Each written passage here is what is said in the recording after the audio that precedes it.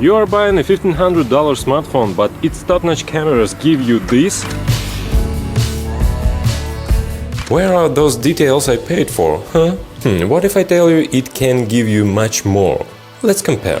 5x.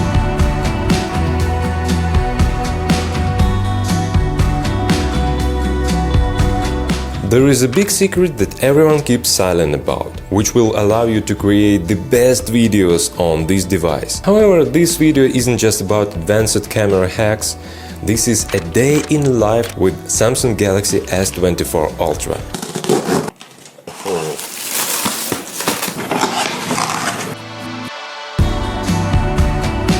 And the main question, did it change my life since I bought it? I know this is not the main theme of my channel, but who cares? So many videos are out there about camera tests, super cinematic iPhone videos, but almost no one tries to show the real possibilities of Android flagship cameras. And for me, as a content creator, cameras are very important. At the end of the day, these flagship lenses and sensors are the main reason why this phone costs $1,500. Let's talk about what wakes me up early in the morning: sound. I'm not a musician, but for my taste, it has too many highs. I can't remember how the iPhone Pro Max lineup sounds, but I'm sure that S24 ULTRA doesn't sound as good. Since I have an iPad, MacBook Air, 16-inch MacBook Pro, and I know that no other devices are better than Apple devices regarding sound quality. Anyways, I set up the equalizer like this, and I'm totally happy. I was really excited about the number of settings here. Of course, I'm used to Android's flexibility, but the S24 ULTRA exceeded my expectations. I won't elaborate because there are so many big and small abilities to adjust this phone precisely to your needs. This is not the main topic of the video, and there are many detailed videos on YouTube about that. Display. Everyone talks about washed out colors. You know, I love them. Maybe it's because I'm a fan of IPS displays, despite the fact that it doesn't have to have reference monitor quality with all those sRGB and DCI-P3 features. I wouldn't mind if it were calibrated. But this device is about lifestyle, and it has to be versatile. It has to be readable under the bright sun, hello reduced reflections and green tint. It also shouldn't make your eyes strain in the evening. I mean, I'm comfortable with it, even though I wasn't happy at first. Because every time I picked up any Samsung phone, those oversaturated colors burned my eyes. Now the colors look more natural, I would say. Totally love it. But can it replace all my EDC? I consider myself as a minimalist. It's hard to believe, but as you can see, I don't have a fancy productivity desk with a triple monitor setup, a big speaker system, or an ultra ergonomic made of gold chair. Maybe if I had my own home, I would make such a place to do great YouTube previews, and as a digital nomad, I tend to be as compact as possible, without sacrificing performance. Because no one knows where I might wake up tomorrow. I have a rule. If I buy something new, I have to throw out something old instead. Can I throw out my notepad? Evenings and nights are the most inspiring parts of the day. So often I'm trying to sleep and boom, an idea hits. And what then? Do I have to get up, turn on the light and start writing down my ideas and plans? No, I will grab my smartphone, find the Notion app or open a chat in the Messenger and start typing. This sounds okay, but if you try using the S Pen at least once in this situation, you will experience the smooth feeling of taking notes instantly as soon as you remove the stylus. First time I get a pen in my hand, I was skeptical. Okay, let's see what we can do with it. And oh my god, I was so surprised with its capabilities. And a few days later, I'm really excited about the S Pen and about the taking notes here. It really replaces my notepad, so my notepad goes on the shelf. Microphones. It has nearly replaced my old reliable Zoom H1. I very often record voiceovers for my work, and I was hoping it would replace this old guy. So I've made some tests and comparisons. My answer is no. The 33 thieves thought that they thrilled the throne throughout Thursday. The 33 thieves thought that they thrilled the throne throughout Thursday. In the realm of motion graphics, every frame tells a story.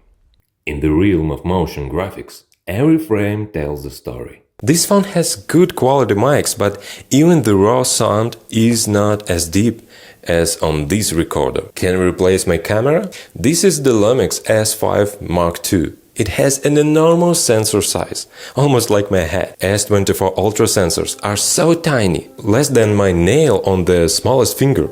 Considering the difference in size, these smartphone cameras are mind-blowing. How engineers could pull out such capabilities out of it? It's just a miracle.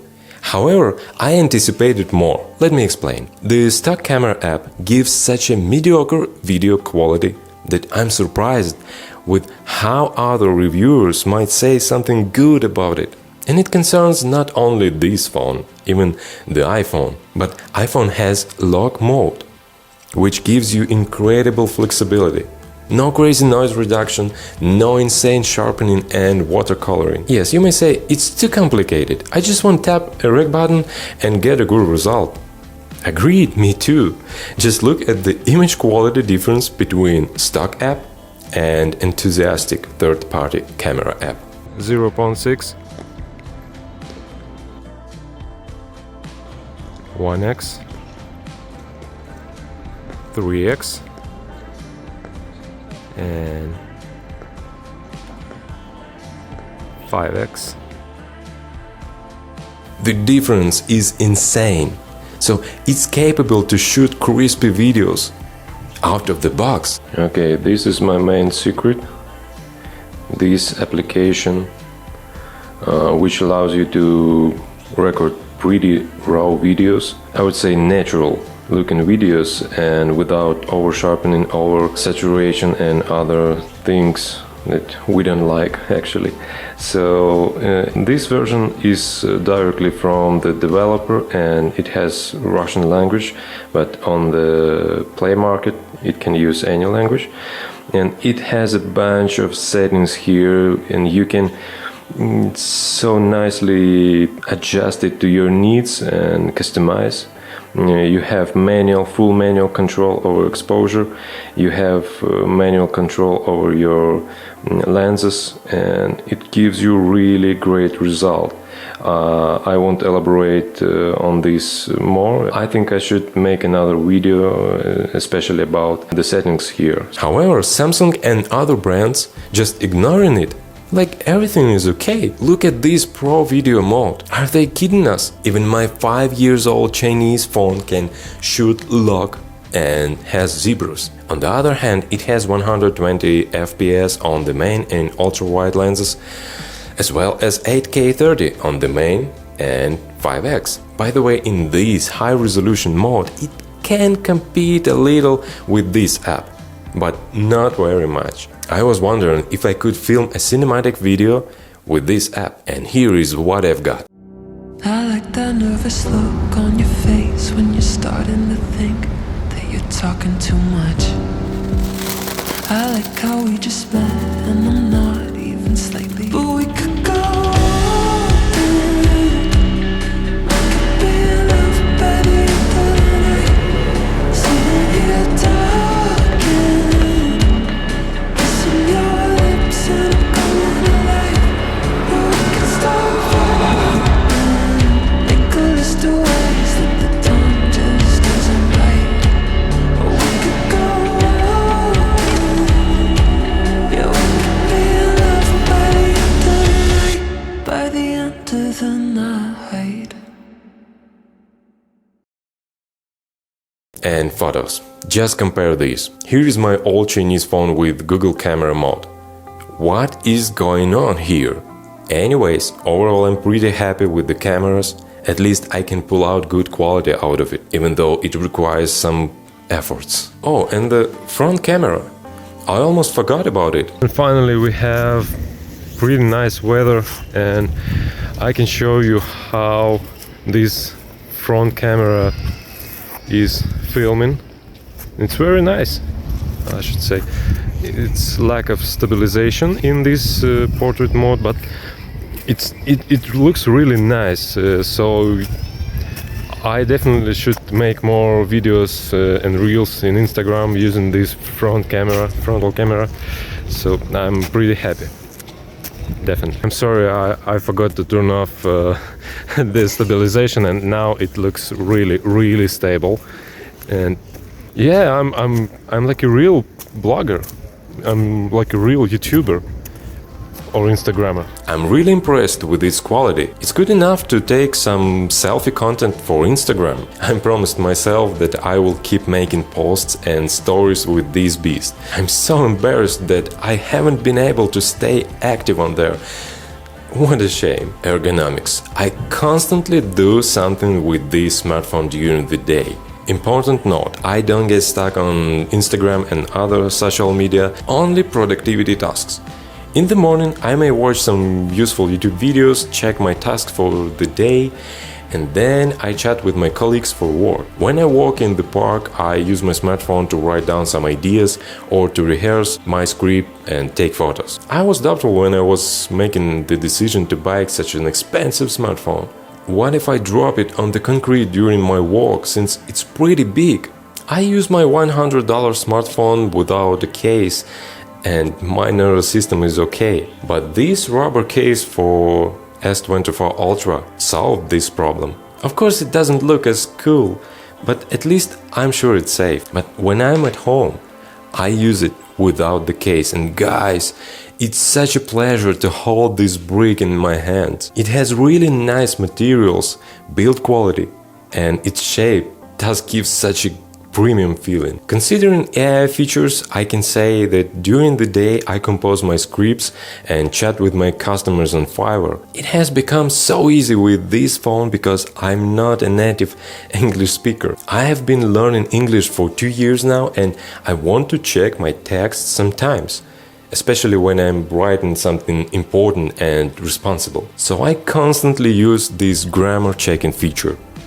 It's so convenient, especially when I make some social media posts. Even a small grammatical mistake is unacceptable. But there is one annoying thing.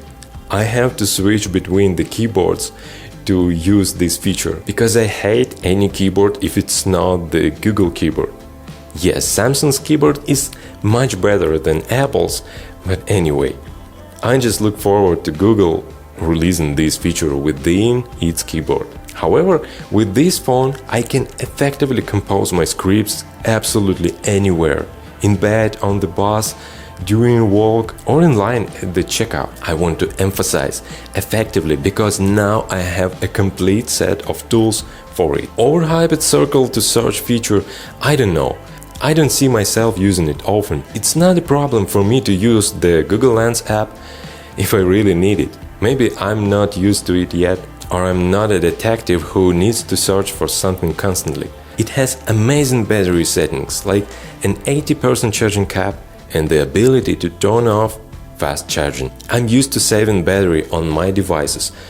Look, here is my MacBook's battery health after more than 1 year of hard work. Furthermore, my previous phone confidently holds up for 2 days. It is 4 or 5 years old now. On the other hand, this device holds up 1 day. I'm a little frustrated because my old phone has 5-year-old chip, and this top-notch phone has 3nm piece of engineering inside. I suspect technical progress goes backwards. Breaking news. A few days ago something happened and its battery started to hold up really well. By this moment it consumed 30% over 1.5 days, so I'm taking back my words, at least for now. I will keep an eye on it. But look at this slab. It looks absolutely gorgeous. Previous Ultra phones with those curved edges looked like cheap toys. They had nothing in common with flagship visual design, in my humble opinion, of course. This flat design just stole my heart. Apple figured it out, and for the last few years they've been making beautifully designed phones. However, those rounded edges aren't really my type. I never considered buying a Samsung phone, not least for design reasons, but this little guy has a truly future-proof design for my taste for years to come, and I won't be embarrassed by it even 5 years later. Overall, this slab made of glass and metal, titanium, gives me a completely different approach to many of my daily tasks. And I'm totally happy I didn't buy an iPhone only for lock capabilities, because in every other case iOS is too restricted for a power user like me. Every piece of gear I have should serve some purpose. iPhone is a great device, but we will meet when it becomes more like the divine Mac OS. See you in the next video.